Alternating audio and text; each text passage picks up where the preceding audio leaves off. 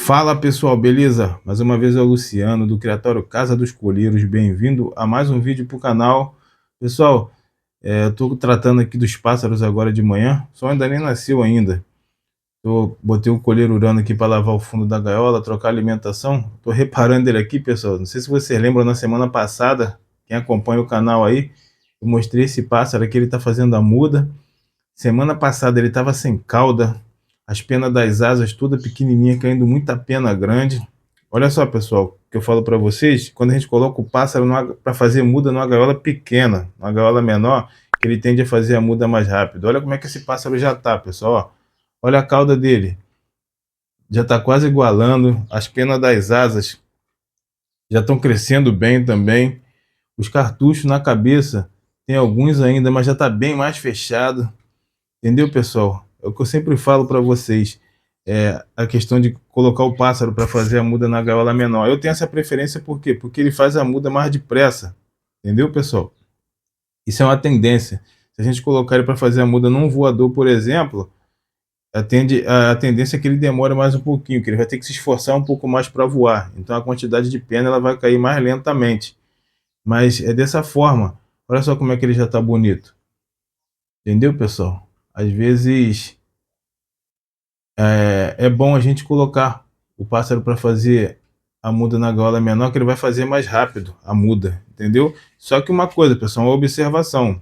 Não quer dizer que o seu pássaro fazendo a muda de pena rápido, que ele já vai voltar cantando rápido também não, tá, pessoal? É um processo, é um tempo dele, é isso aí, você vai entender a peculiaridade do seu pássaro, de acordo com o tempo que esse pássaro for ficando com vocês vão entendendo ele aí. Então a gente tem que observar. E uma observação também que a gente tem que ter, pessoal, é que quando o pássaro faz a muda de pena, muitos deles, principalmente quando o pássaro faz a muda pequena rápido, numa gaiola menor, depois ele tende a fazer a muda de bico também. A gente tem que fazer essa observação. Após a muda de pena, o pássaro tende a fazer a muda de bico.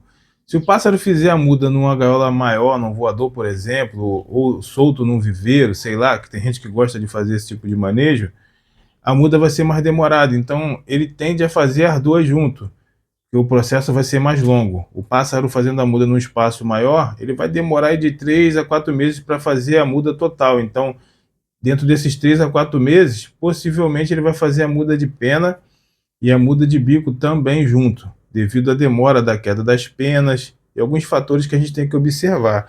Então, assim, se vocês deixam o pássaro de vocês, o colheiro de vocês, para fazer muda numa gaiola pequena, numa gaiola de passeio comum, às vezes você vê que o pássaro está bonito já de pena, já não tem cartucho, não tem canhão nenhum na cabeça. Ó, meu pássaro está bonito, por que ele não está cantando?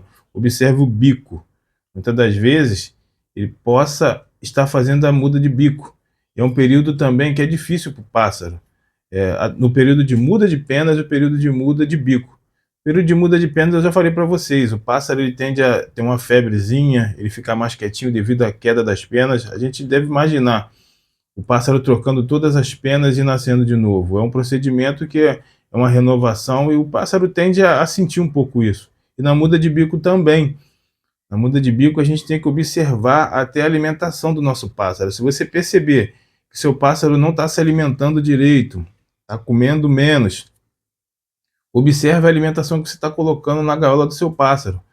O bico dele ele fica mais fragilizado. A gente sabe que os pássaros que são granívoros, que são os colírios, por exemplo, que se alimentam de grãos, ele tem que quebrar a casca dessas sementes para poder se alimentar. Então, assim, façam essa observação, preste atenção aí no que a gente está oferecendo para os nossos pássaros, qual o alimento que é mais fácil para ele poder estar comendo direitinho. O pássaro que come a ração extrusada, ele vai comer.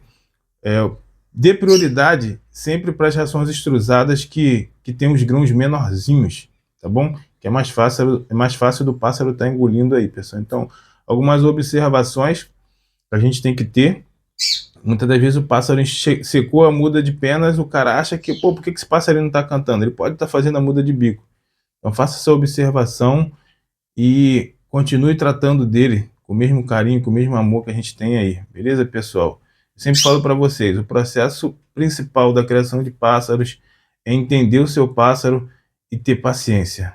É a melhor coisa a ser feita. Tenha paciência. O criador que não tem paciência, ele não tem êxito. O criador não, eu vou generalizar. O ser humano que não tem paciência, a tendência é que ele não consiga alcançar as coisas, porque se a gente não tiver paciência para fazer as coisas, tudo na nossa vida, a gente dificilmente vai ter êxito em alguma coisa, beleza, pessoal? Mas o que eu queria mostrar para vocês é isso aqui, ó. Olha como é que esse pássaro tá.